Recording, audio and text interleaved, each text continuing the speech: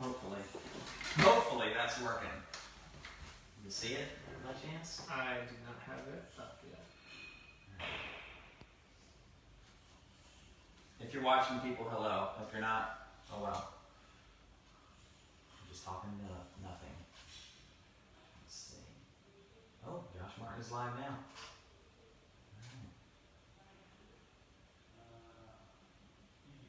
Awesome.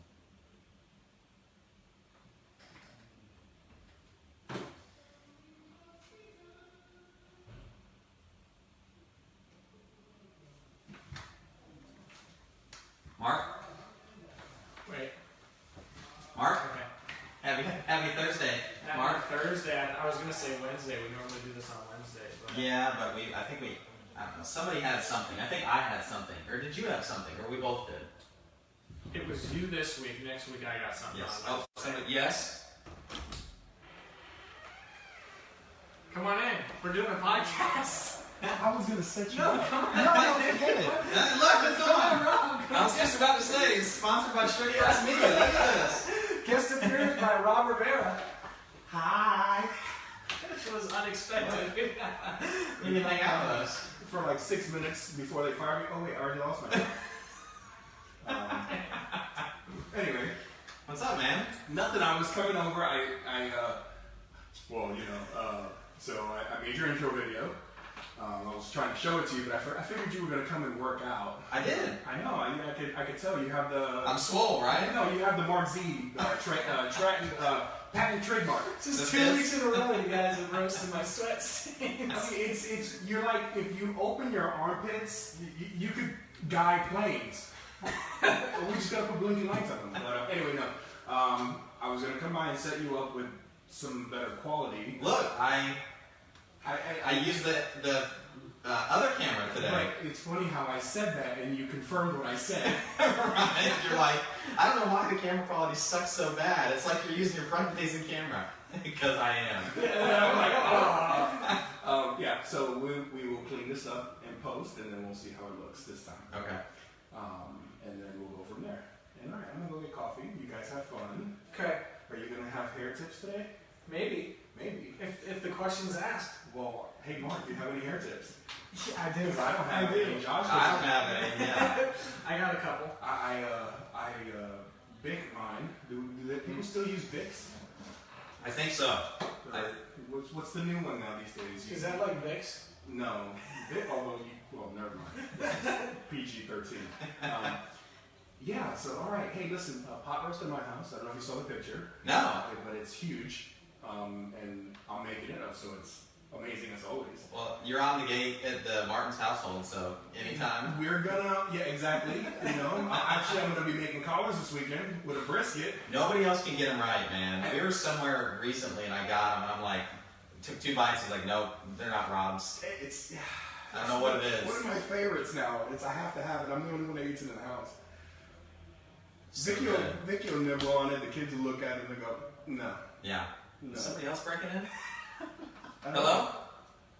No, I think that was Jim scratching his beard. All right, guys, well, you have fun. Thanks, Rob. Enjoy your podcast. I'm sorry to interrupt. I got here a few minutes late, but never mind. That's right. You guys are very punctual. Hey, man. I love it. Well, it's actually him, not you.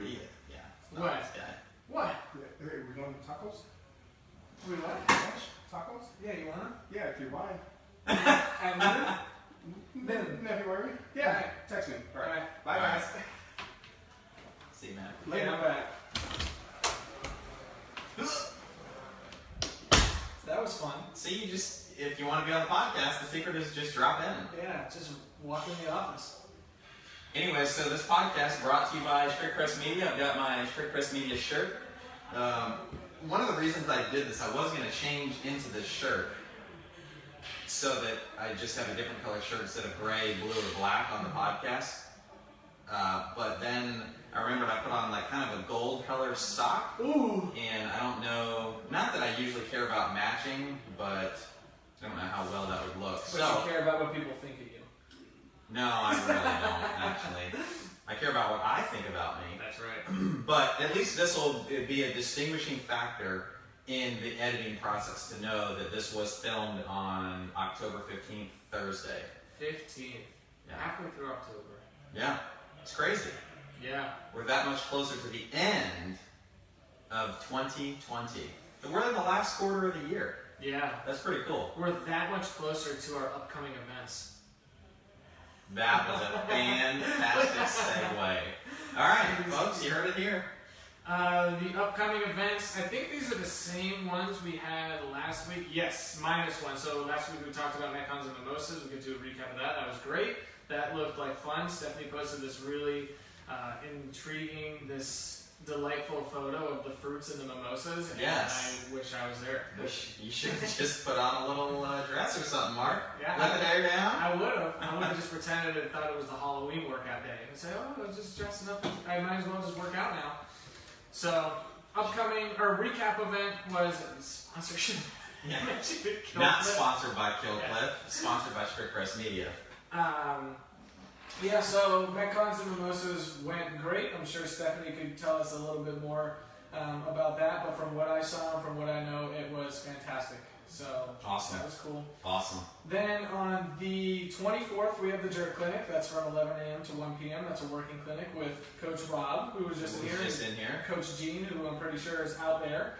And then I think that's his lunchbox. So I think we're probably going to get interrupted in about another hour or so. Yeah. Maybe 45 minutes. Yes, and then do you want to talk about the I'll do Halloween while you do Friendsgiving. Okay, cool. We have the Halloween workout on Halloween. It's on a Saturday this year, the 31st. That's at 9 a.m. the normal times, and we're doing costumes. So come in with costumes for this Halloween workout. I've got a secret plan. Secret? I was just going to say, what is it? But that wouldn't have made it secret. Yeah, so. that's the secret to you. Yes, so... For costumes. So you got to show... Oh, is it like for everybody or for yourself? Yes. Ooh. Uh-oh. Yeah, I'm pretty excited. I just got the idea today. Yeah, that's a little intimidating. It's like, I don't know how to respond to this. Yeah. So. Okay. And then you want to talk about... Yeah, and then the 14th of November at 2 o'clock at my house in the trails, we are hosting everybody for Friendsgiving again. It starts at 2 o'clock. I had a great question actually at the 9 a.m. class today. Is it going to be kind of like an open house type scenario where you just kind of come and graze and leave? And no, it is actually, bring your favorite dish, and then the whole idea behind this is food and fellowship. So what we're going to do is everybody's going to kind of get there, mingle around a little bit, and then I don't know precisely what time we're going to eat, but we will all kind of break bread together. So it is designed to be a very together thing. Then after you're done stuffing your face, if you want to leave, you can leave. If you want to hang out, you're more than welcome to hang out. I do know that my lovely wife will kick you out at some point so that she can begin the cleaning process. And I know everybody's very giving of their time and want to help out on that. If you get her to allow you to help, I will give you $1 million because I don't think it's ever going to happen. So no, it's going to be a great time. I encourage you guys to bring your family, bring the kids. We're going to get a blow up, little type apparatus. I can't think of the term, but one of those bouncy houses. We're going to have that in the backyard for the kiddos. Keep them occupied and out of our hair, although I don't have much. It's going to be a good time. Are you and Emily coming? No. Okay, cool. Yeah, You're fired. I'm competing in 3 different competitions that day. Is the Z team going to come? I will be there. I'm sure Pam will be there. Greg was there last year. He made a stop in. Yeah, he gets along with everybody from here. It's like because he worked out here briefly for a little bit, and so he's just a good dude. Yeah, and he just gets along with everybody he meets, and so he came by last year and had a blast. He was like smiling the whole night. I was like, Dad, that's where you should join. Just hang out with us, man. Come hang out, do some curls, a little bench press. Yeah, but no, it was. I hope we can all make it briefly this year. Everybody, like all of us, be there at once. It's a little bit harder for us, as you know, but we will make an effort. We'll try our best. I'm going to talk about a book this week. Oh! I got a book. Mark was gifted a book. I was gifted a book. It's the same one we talked about last week, and so we're going to talk about it again this week for another 35 minutes. It's called That'd be so cruel. No, hopefully I can have more to say about this next week. because Josh gifted me the book that we were talking about last week. So I'll read this over the course of 8 or 9 months and then give it back to him and not retain any of the information. Yeah, nothing. Not put anything into practice, just read it and forget it. Yep. Awesome. Listener questions. We got a couple of listener questions. They skated in at the last minute, but we did get some listener questions. Okay. This first one is, how long does it take for a movement to become ingrained? Or perhaps how long should it take?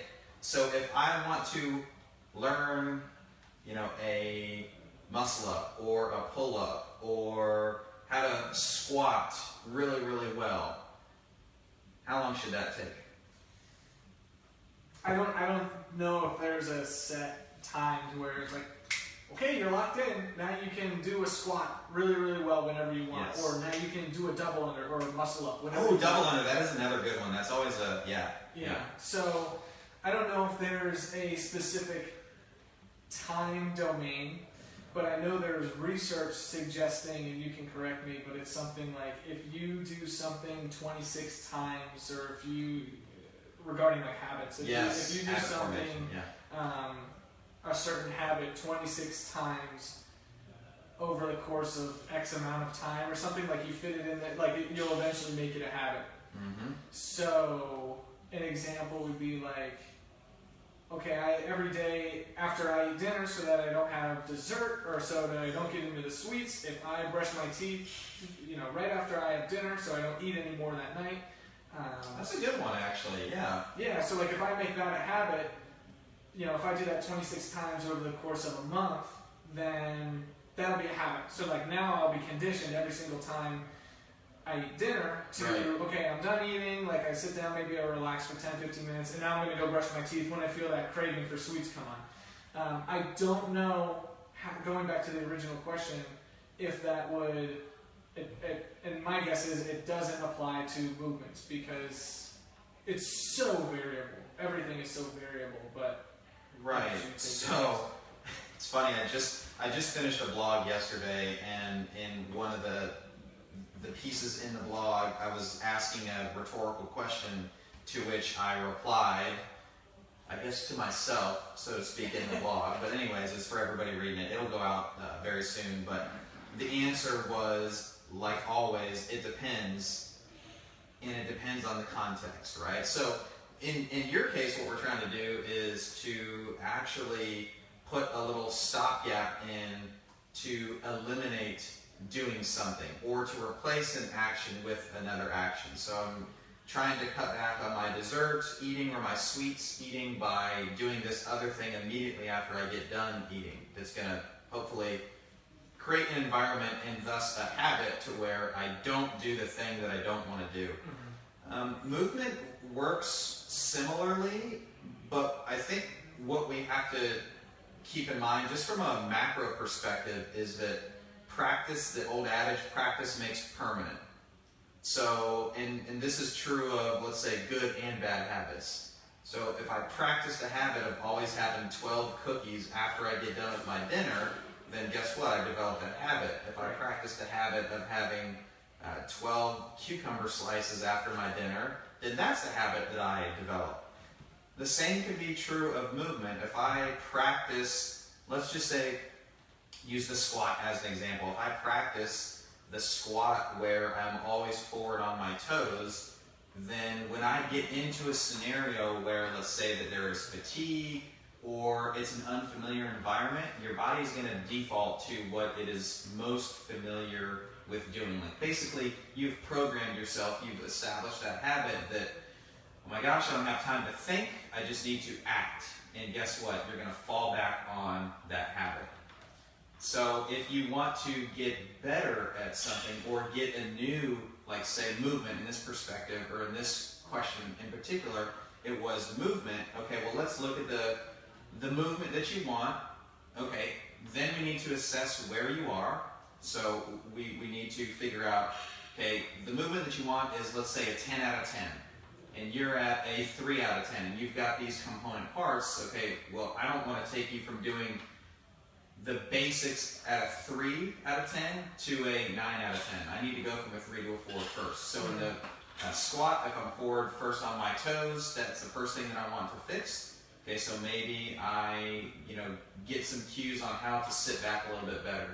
If it's something that is like a pull-up or a double under that's got some skill, you break that skill down to its really basic kind of constituent parts. So you almost sometimes end up doing little parts and pieces of the full movement that don't really look exactly like it. But those are the building blocks that you need. This is a really long-winded way of saying we don't know how long it takes, and there is no answer to how long it should take. It should take as long as it does. Now, if you want to speed up the process, talk to your coach and say, this is what I want to do, and they'll say, okay, great, let's figure out where you're at, and here are your options for how you can get there. I always think of it in terms of like patience. How patient are you to get this thing? If you're incredibly patient, then we probably just insert some things that maybe you can do on your own. If you're very impatient, like sometimes we all are, okay, great, maybe we step it up and you work one-on-one with your coach for a few sessions. It really just boils down to how quickly do you want to get this thing. Now, what you have to keep in mind is the biology of how we work. So no matter how quickly you think that you might or you should get something, you can't outrun biology. So if you want to put on, say, a ton of muscle or lose a ton of body fat, that stuff is just going to take time. And I wish that we had an answer, but the right one is it depends. And anybody who is trying to sell you a timeline is trying to sell you something. Like get your first double under, or get your first muscle up, or perfect your squat in 6 weeks. Yeah. So practice makes permanent, but is that practice good practice? Is it terrible practice? So really, if you take it a step further, it's perfect practice makes permanent. Right. If you're talking about I want to have these default motor patterns that are always there no matter what, no matter the environment, no matter the fatigue, you have to go all the way back to square one and say, okay, what are the basics? Start there. I like what you were saying about, if we're increasing the stress, if we're increasing the, I guess you could say intensity of the situation, is you're going to revert back to those patterns about like squatting on your toes or something like that. I know in the original question, this person was asking in regards to their muscle-ups. They say, hey, I can do muscle-ups, I can do it, and I could do it a year ago. I've gained some weight since then. I've put on some strength, but because I've gained some weight, these have become harder. Is this because they're actually harder, or because they are? I've just neglected doing them for this long. And I think there's another component to it. It's a very dynamic, complex answer, but I think one part of it is that normally when we are working out, we are doing what we do. Come on in. As predicted. Hey, Coach Gene. No, normally we are doing what we do at a very high intensity. So Correct. We are taking these movements, a squat, a muscle up, a double under, and we're saying do as many as you can in 10 minutes, or throw it in with all these other movements. And so you're increasing the stress, you're increasing the intensity, and so you're essentially taking out the desire to want to do it perfectly. Right. Now, say again, you get with a coach to improve your squat, just to branch off of your example. If you're really patient, your coach might have you for 3 months doing tempo back squats at 50% of your 1 rep max. Yeah. And that's boring, right? That's boring, but it's what's going to work. It's what's going to dial in those proper movement patterns, because working these movements, these highly complex movements at the intensity that we typically do, isn't going to get them better. But the trade-off is you're going to get the results you're looking for in the long term. So if you are doing tempo back squats only for 3 months, you're going in the gym in 5 days a week, you are tempo back squatting, you're probably not going to get overall much fitter, but you're going to get better at squatting. Now the trade-off is if you come in and you do, we'll just say like a group class, and you come in and you are doing high intensity squatting. Your squatting isn't going to be as pristine and perfect, but you're going to have lower blood pressure, you're going to have a lower resting heart rate, you're going to lose fat, you're going to gain muscle. So you're kind of looking at this trade-off.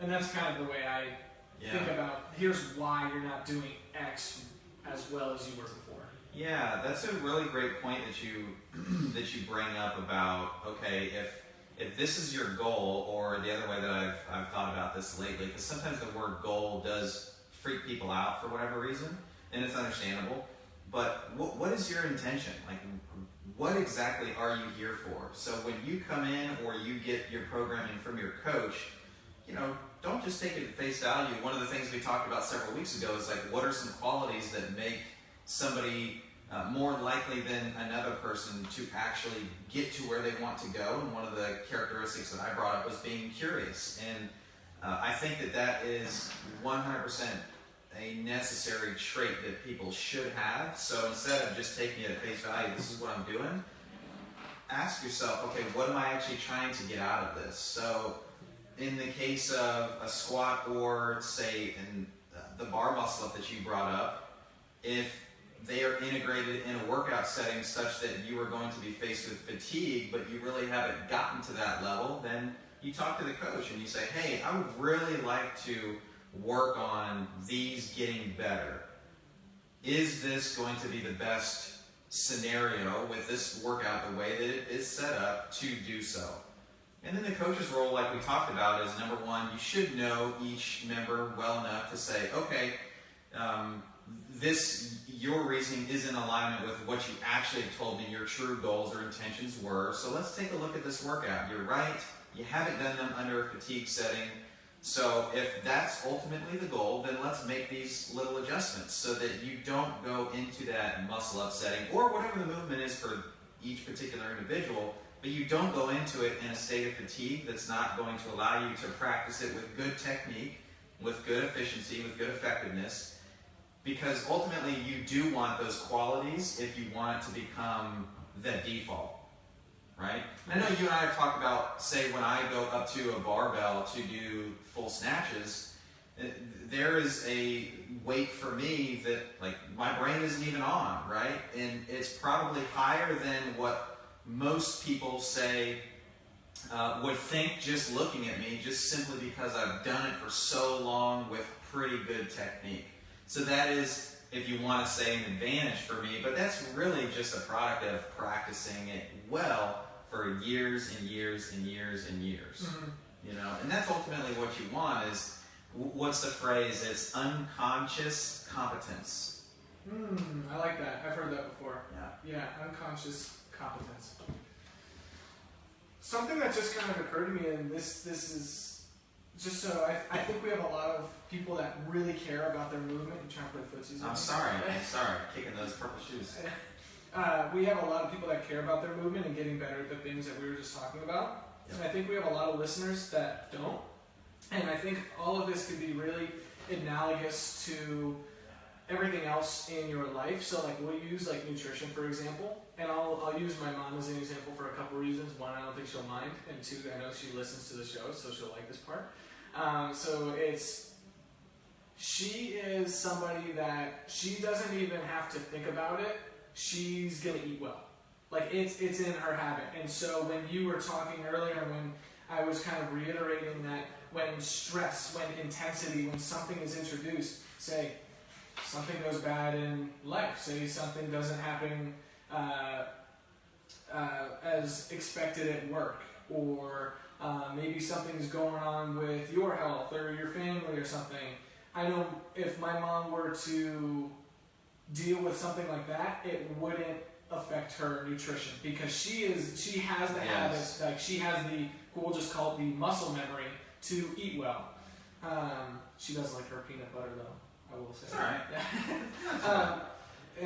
And so if movement isn't really your thing, or getting better at certain movements in the gym isn't really your thing, then you can apply all this to sleep. Stress management? Yeah. Wait a minute. Is this Sen? Sleepy Move Manage? Right. And so it's when it's taking the time to build these habits taking the steps necessary, whether it's on your own or we would always recommend, because this podcast is called The Art of Coaching and we're coaches, talk to a coach about how to ingrain these habits in you and make it muscle memory, habit formation to get better at whatever it is you want to get better at. We can help you. Yeah, and I think that's an important point that you bring up, and it sounds very self-serving to say, well, talk to your coach because we're coaches and that's our service, for sure, but if you think about this objectively, that is really what a coach's job is to be objective in giving you the best advice that is going to maximize return for your time, right? And they're probably going to do it in such a way that you can't do for yourself, because I know we've had this conversation numerous times. If I were to, say, program a workout for myself, I'm going to bias it to all the things that I know and love and am probably good at. And I'm not going to do the things that would actually long-term make me better. So I might have a great time in the moment, but long-term it's actually not going to be too fulfilling in terms of getting me closer to my goal. Right. I pulled something up earlier. It's not going to make as much sense now, but The Power of Habit, I think we've talked about that book a few times. Yeah, you kept it for like 9 months. That's the one I kept for 9 months. Yeah, and so, but it stuck with me. That information I did retain. Just about habit formation and how I think it's things that just it's a really good book. It's by, I think his last name Charles Duhigg. Duhigg. Is it Duhigg? Yeah. Charles Duhigg. I didn't know if it was Duhigg or Duhigg. And then really I just pulled up this brief little excerpt from the book, and it's first there's a cue, a trigger that tells your brain to go in an automatic mode, which is telling you which habit to use. After that, there's a routine, so really what you're carrying out to get to the reward.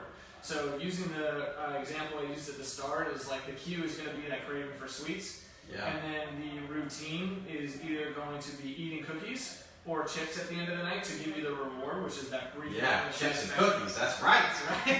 Or the routine is going to be brushing your teeth, when the reward for that's a little bit more long-term, which is improved, we'll say, health and wellness.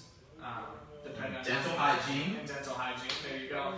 So it's just, I think, I bring that up because now we're talking about the coaching, and I think that's so important for a coach to be able to know and identify with people they work with, is like, okay, so what's the cue? Like what's causing you to not sleep well or eat well or move well or manage your stress well? What are you doing to cope with that, or with the routine? And why are you doing it? Like what reward is that bringing you to?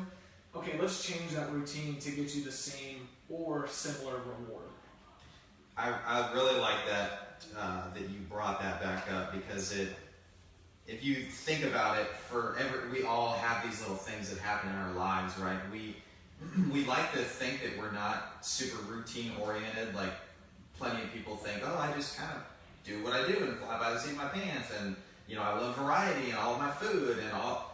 No, you don't. If you actually measure and write down what your day looks like on a daily basis, we're all pretty darn routine oriented. There is order amongst the chaos of life.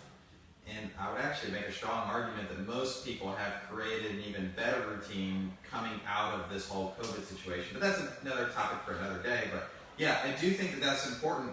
Self-awareness is a big part of what I think about all the time, and I think that people would do well to kind of reflect in the avenue that you just talked about there with what is one little thing that maybe doesn't seem all that significant, but if I just change the reward, like you said, to something that's going to take me closer on a really long time scale, perhaps, more than likely, on a really long time scale, because that is going to be sustainable long term. Right. Cool. That was a good question. So, there's no segue into this next one. You actually had one earlier when you were talking about, like, what if I just came in and back squatted every day, tempo, how much better your squat would be. So let's just use that segue and say, well, Mark, speaking of squatting every day, what's the reason or the reasoning What's the reasoning behind programming similar movement patterns on back-to-back days? Now, hold on.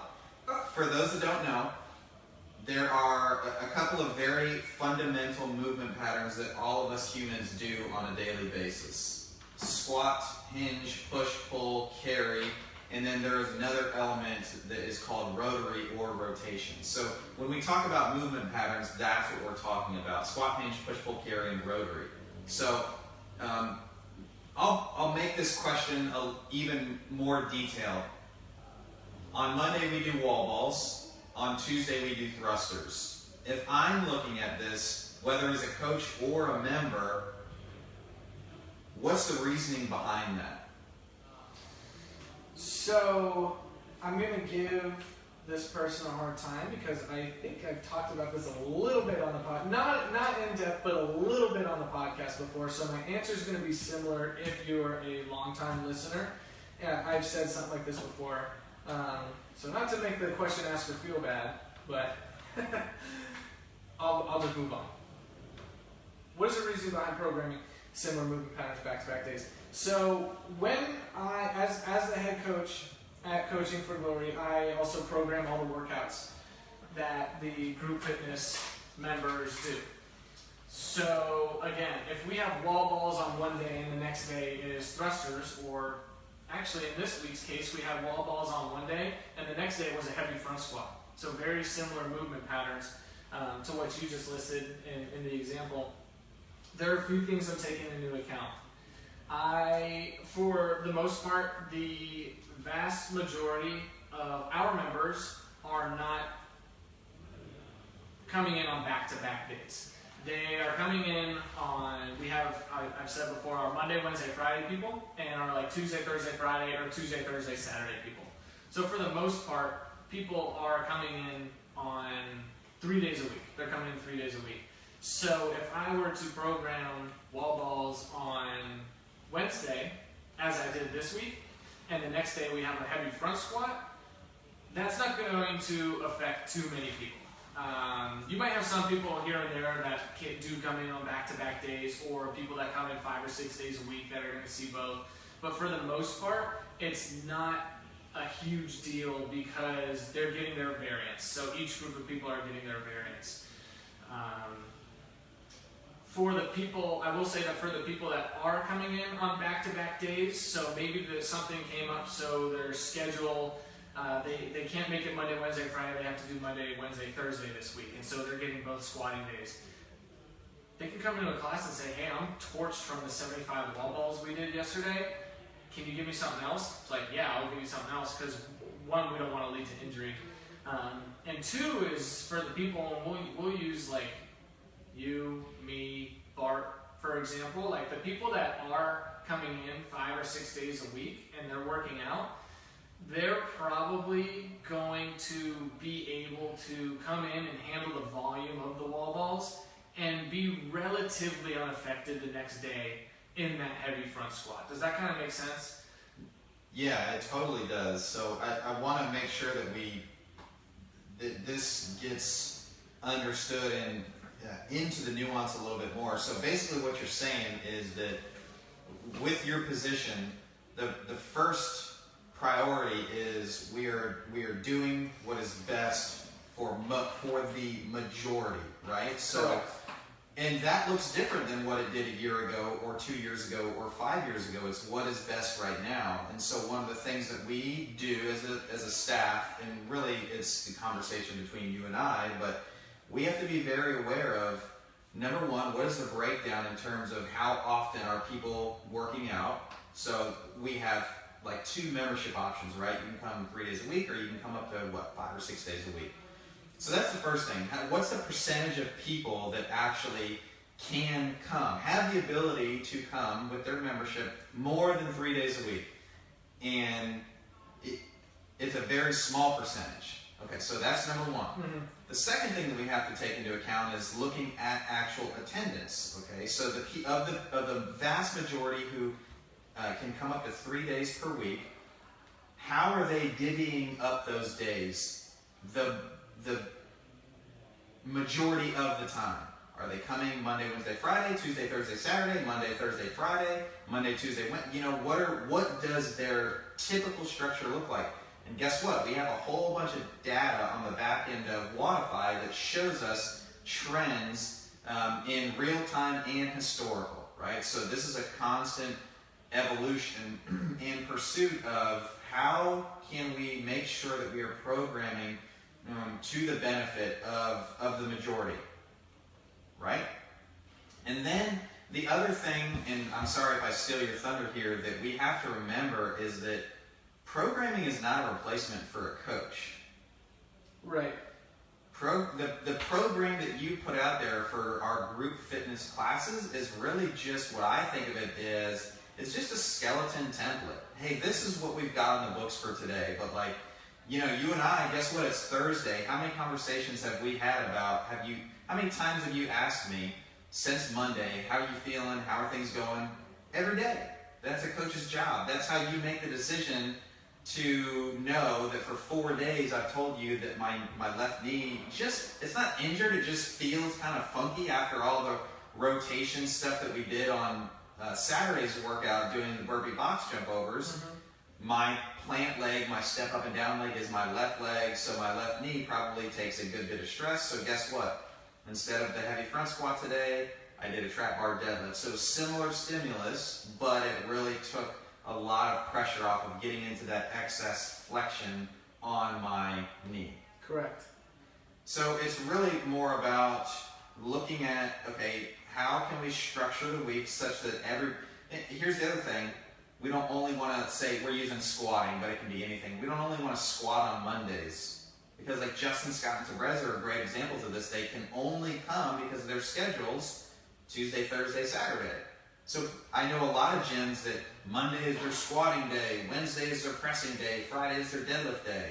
Okay, so that would mean those guys never get squat, press, deadlift, right? Or squat, hinge, pull, or press, push.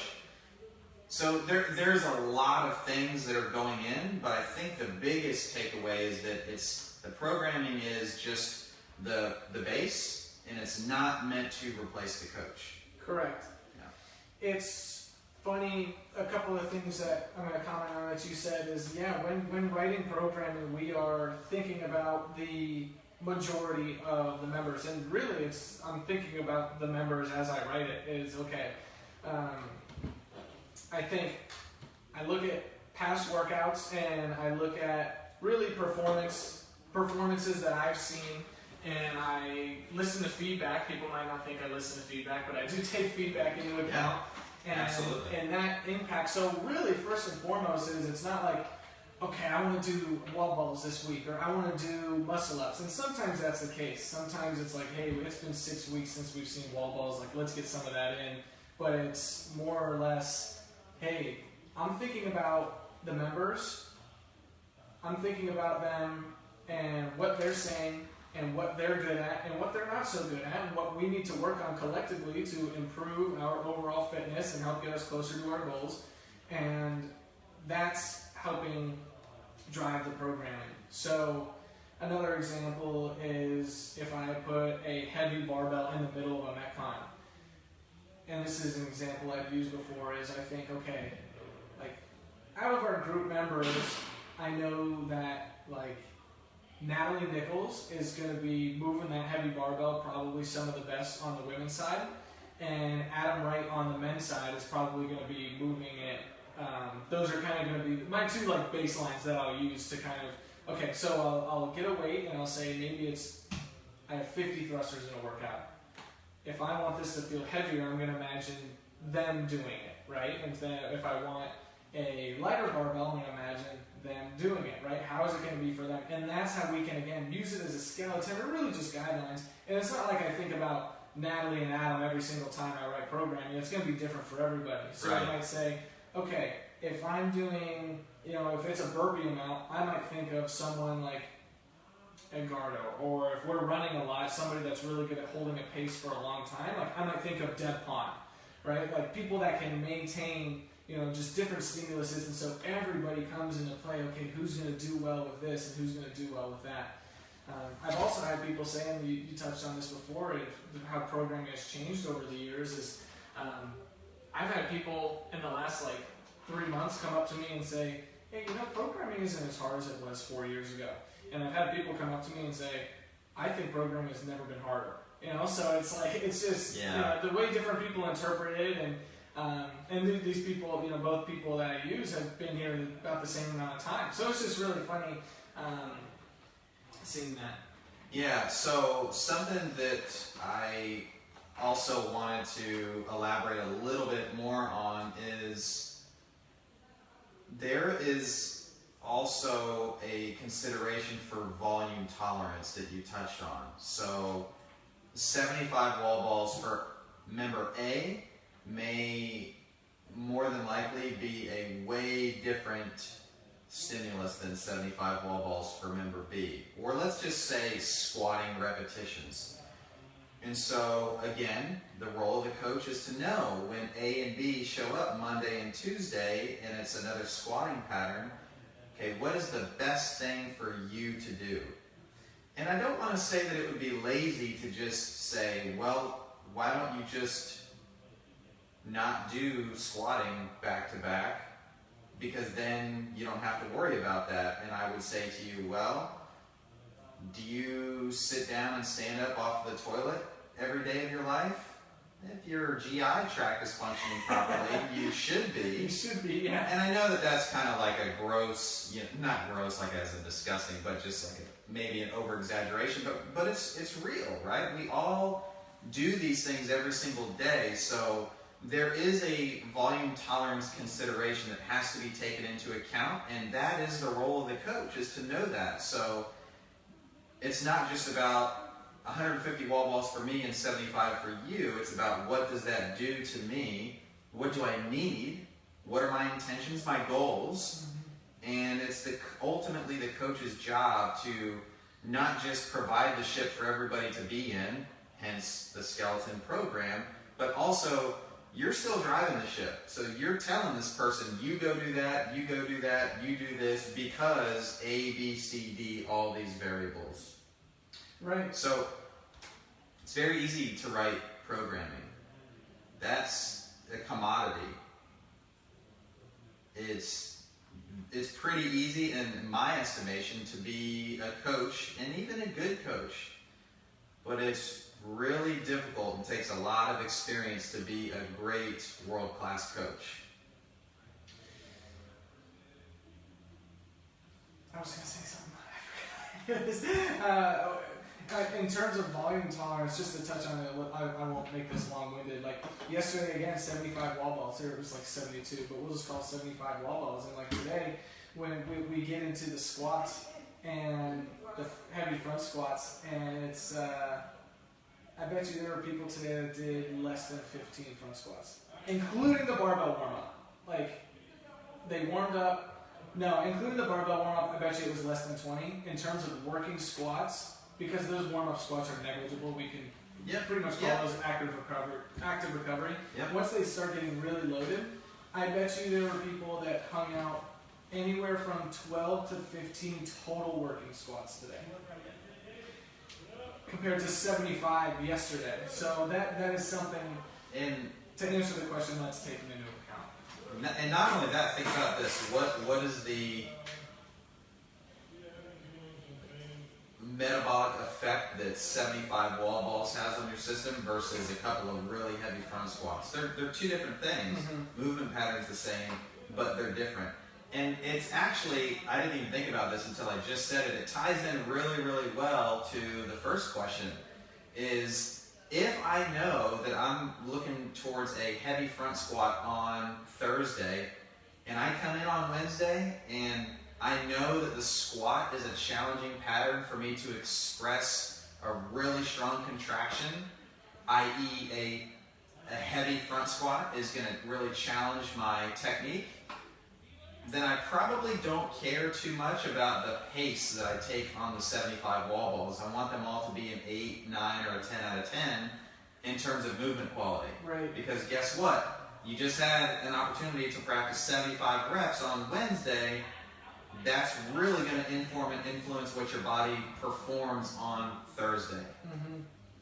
And back to what you were saying about a world-class coach, they can help recognize that. So if I know somebody like you or Bart's going to come in and do the 75 wall balls, I'm probably going to tell you, hey, you should probably go about 80% today. Maybe, you know, before that, I'm probably going to ask you, how well do you want to do on the front squat tomorrow? You know, yes. how well do you want to do, because it was with a 1K row. So how well do you want to do on the 1K row and the front squat? Well, I want to do pretty well. You should probably relax today. Like, you should probably not relax, but, you know, pull back a little bit to have enough juice for tomorrow.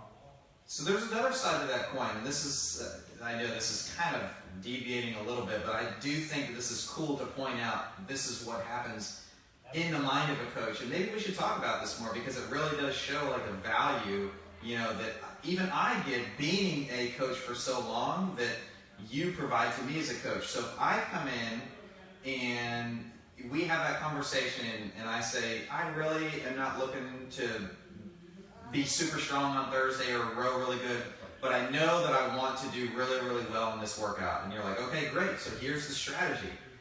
And then I show up on Thursday and I'm like, all right, I'm here to crush it. You can say, hold on, no. Like, that's your job, right? It's to say, hey, even though you may feel a certain way, neurologically, your central nervous system, everything that you exhausted on Wednesday is going to have a negative influence. And even if you could adapt in that moment and push the pace and the intensity and all that, what is that going to do downstream? And that's the coach's job, is not just in the moment, but also what does that do down the road? Not down the road tomorrow, but way down the road. Weeks, months, years. Years, yeah. I think what a lot of people don't take into account is this stuff adds up over time. I mean, we've been talking about squatting for the last 47 minutes, but imagine, you know, just total up the amount of squats you do in a year, and I think you'd be so surprised by the number. Granted, you work out. If you don't work out, then it's probably not that many. But and we could even take it as far as squats during exercise and squats during life. So like, if you're activities of daily living, the old ADLs. There you go. If you had a counter above your head, boop, boop, boop, and it booped every single time. Would it make that noise, or would it just in your head? Okay. That would be terrible, even if it was just in my head. But it went boop every single time that you squatted, whether it was for exercise or an ADL, just in everyday life. I think people would be unbelievably shocked at how well they squat. So to branch off of your point, it's if you take it down the road, it's just movement on top of movement on top of movement.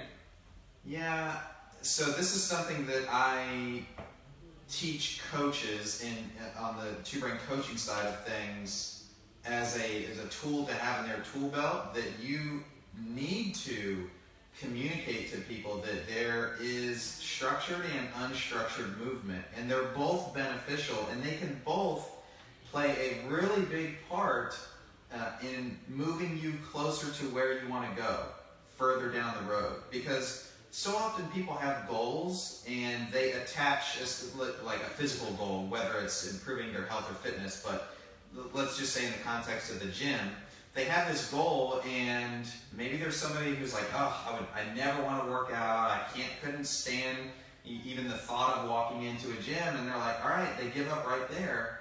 But it's a coach's job to stop them and say, wait a minute, you told me that you drive downtown and you work in an office building. Yeah? Okay, so tell me about that. Like, where do you park when you get there? Well, we've got a big parking lot. Okay, great. Well, where at do you park? Well, I usually take like one of the first couple spots. Okay, cool. So how about for the next month, you park halfway down the lot where it's a little bit more empty, and you have a little bit longer walk into. So that's what we would consider unstructured movement, but it matters. Like, that kind of stuff adds up. So it's not, hey, you need to get into the gym 3, 4, 5 days a week. Here's something that you can do. You don't have to work out like in the traditional sense, but it adds up, and that's beneficial. Sorry, I know that was way off topic on the question, but I had to bring that up because structured and unstructured movement, that's a tool that, world-class coaches know how to use to the benefit of their client. And if people are like, oh, that's that unstructured movement, that doesn't matter. Like, it's not going to matter if I park halfway down or all the way down the lot and I have, an extra 3-minute walk. Go do something funky to your knee, right? Like you got something funky going on with your knee, you mentioned. Or get some sort of, I'm not telling people to go out and actively get this, I'm just being a smart aleck, is get some sort of like plantar fasciitis or something. And you're going to realize the amount of stress your body's under when you're taking that walk. It's like, because you're going to feel that knee with every step. You're going to feel that foot pain, that burning sensation with every step. It's not just because you have something wonky going on with your knee or your foot that it's acting like that. That's the stress your body's constantly under. So you can use that stress for good or for bad. Now, if somebody has a knee or foot injury, I'm going to say get a handicap tag and park in the handicap spot because you don't need to. That thing needs a rest, man. Come on. Right. But if somebody's healthy, in regards to injury, we can say go halfway down or go all the way down and just use that extra stress because it adds up. It adds up. Just 3 minutes there and back. That's 6 minutes. So say you work 5 days a week. That's 30 extra minutes of movement. Of walking. Go on a 30-minute walk outside in Florida heat, I dare you. Yeah. If you're not conditioned for it, don't do that. Yeah, don't do that. So that is a perfect segue into the last question that we have here. If you're not feeling 100% healthy and fit, what's the best thing to do? Caveat, if you have COVID, don't come into the gym. Yeah. So that's not what we mean by healthy and fit. Right. We mean, if you're maybe under the weather, or if, like me, my knee's bugging me, or it's my shoulder, my wrist, my hip, my knee, my ankle. If you're not feeling 100% healthy and fit, what is the best thing to do? We used a couple of different examples just now. You said if you're feeling under the weather, and I think that, of course, our usual answer, we should just call this podcast the It Depends podcast, because we keep saying that, but I really think it depends. So if you're feeling under the weather and say it's something like allergies, that's a different answer than if you were like, if you had a cold or something that was contagious, or, of course we said with COVID don't come in, but if you have a cold or the flu or something and you're like, man, I'm not feeling good, I've been sick the last few days, that's a totally different answer. I would say don't jeopardize the health of somebody else just so you can get a good workout in. That's my kind of more rigid response to that. But if you have something like allergies to where you're kind of clogged up because maybe the lawn people next door, someone was mowing their lawn next door and said, now you got allergies, or we're at that point in the year where it's that time of the year where people are going to have to distinguish between allergies, the common cold, or COVID, or all three. But if you got allergies coming up just because it's that time of the year, I always say that coming in and getting a workout in, more of a long endurance type piece, is probably going to be way better off than sitting there and wallowing in your allergies. So if you're not feeling 100% in terms of allergies, or maybe you're feeling under the weather that way, still come in. You need some airflow into those lungs, man. You need to breathe. But you also listed off a myriad of different injuries, so maybe something's up with you. Let me interrupt you real quick because I do think that this is important. If you are somebody who has something that is contagious, yes, we're saying like you don't want to go to the gym and infect everybody. However, it's still important for you to move, right? Yes. To operate the body's immune system. So while it's not the best thing to come in and infect a gym full of non-infected people, you can still do something on your own, whether it's structured or unstructured movement like we talked about. And again, the prescription there is pretty much the same, that you want it to be steady state, low intensity type aerobic activity. Right. So a walk or a jog or... Walk, jog, I mean, it could be anything. Right. First, talk to your coach. Yeah. But, okay, carry on, sir. Talk to your coach. We got the first half of this question. It'll take the longest. But if you're... say you're feeling under the weather and you primarily take a group class wherever you're at, shoot your, if you're at a Monday, Wednesday, Friday, 5 p.m. type of person, shoot that coach a text and say, like, hey, I'm sick, I'm not going to be in that day, what can I do? And I promise we're not going to be like, well, Venmo me $10 and I'll tell you. Like, we're just going to be hey, like, you're not bothering us. It's our job. 2, we love it.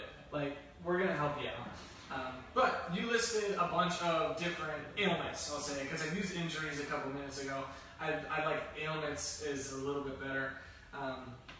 What should you do if you're not feeling 100%, something's bothering you? Come on in. Yes. We kind of talked about this when it came to the movement and the habits in the first question, the programming in the second question. Is a coach is there to help out with that, whatever it might be. And maybe you're dealing with 3 different things at the same time. A coach is going to be able to help you out.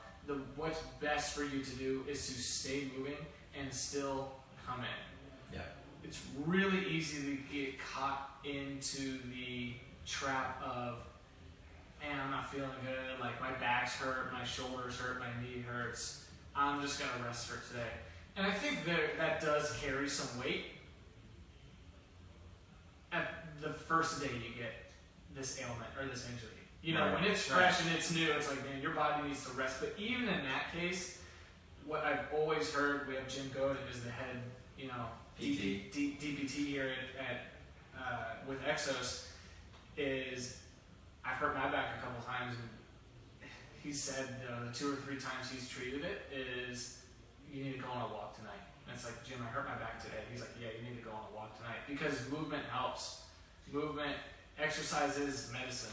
Yeah, universally, if you just look at the scientific literature, because I know there are plenty of people that are like, show me the data. Okay, great. Go and do a little bit of homework and look at the research.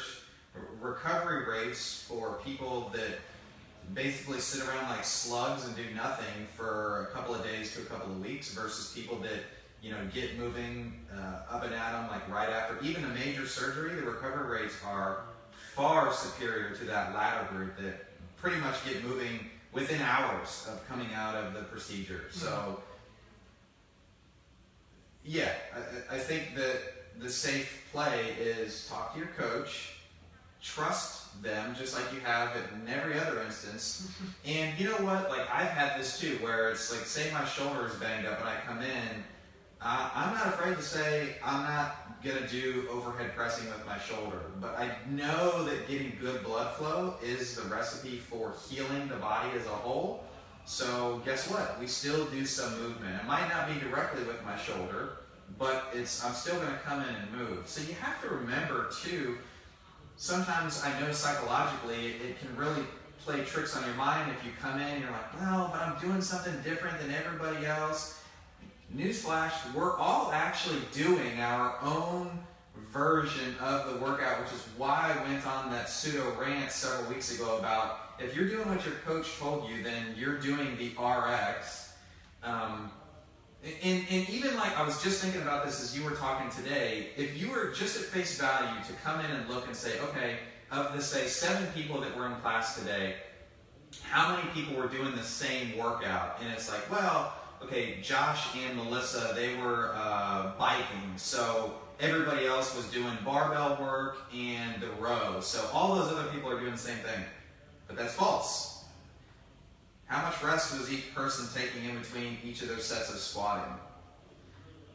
What was the gear that each person was wearing? It's all different across the board. Those are all completely different workouts. Mm-hmm. They are personalized to fit them and their intentions. So why I say that with regards to, if you've got a tweak or an injury or something like that, and psychologically what that can do if you're coming in and, quote, doing different than the rest of the group, you're not.